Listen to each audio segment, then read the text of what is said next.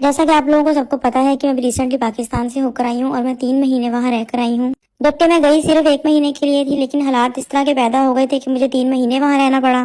میرے ساتھ اتنا بڑا وہاں پہ دھوکہ کیا میری سوتن نے، میرے شوہر نے مجھے بولا کہ یہ تمہارے سے پہلے میں اس کو بھیج دیتا ہوں وہاں پہ، کیونکہ ظاہر ہے یہ پریگننٹ ہے تو تم اس کا بیبی وغیرہ کر کے آ جانا، یا پھر تم پہلے آ جانا، یہ بعد میں بیبی کو لے کے آ جائے گی۔ میں نے ان کی بات مان لی اور ایسا ہی کیا۔ میں اپنی بیٹیوں کو لے کر ان کی اسکول کی چھٹیاں کروا کر میں لے کر گئی تھی ان کو وہاں پر۔ اسکول والے بہت اچھے ہیں کہ انہوں نے چھٹیاں دے دی میری بیٹیوں کو۔ میں نے دونوں کی اپلیکیشنیں ڈالی تھی، وہ دونوں اپروو ہو گئیں۔ مجھے میرے شوہر نے 1 مہینے کے لیے بھیجا۔ پہلا مہینہ بالکل ٹھیک رہا، سارا کچھ ٹھیک ٹھاک رہا، کوئی انہوں نے مجھے پیسوں میں تنگ نہیں کیا، کوئی سوتن نے مجھے تنگ نہیں کیا۔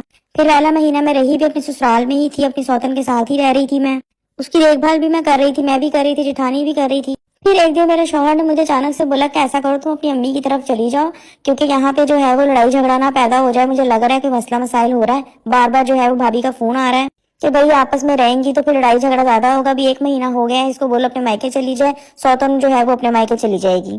میں نے اپنے شوہر کی بات سن لی اور میں اپنے ماں کے گھر چلی گئی۔ لہٰذا انہوں نے وہاں پہ پہلے 2 ہفتے سارا کچھ ٹھیک ٹھاک رکھا، انہوں نے مجھے پیسے بھی بھیجے، میرے سے صحیح طریقے سے بات بھی کر رہے تھے، لیکن اچانک سے تیسرے ہفتے انہوں نے مجھ سے بات کرنی بند کر دی۔ میں نے ان کو بولا کہ میرے پاس پیسے ختم ہو گئے ہیں بچیوں کے لیے، آپ مجھے کچھ پیسے بھیج دیں۔ میں نے میسج کیا، 2 ہفتے سے زیادہ ہو گیا، انہوں نے میرا واٹس ایپ نہیں چیک کیا، نہ انہوں نے میری کالز ریسیو کی۔ آپ یقین کریں میرے پیروں سے تو زمین نکل گئی تھی۔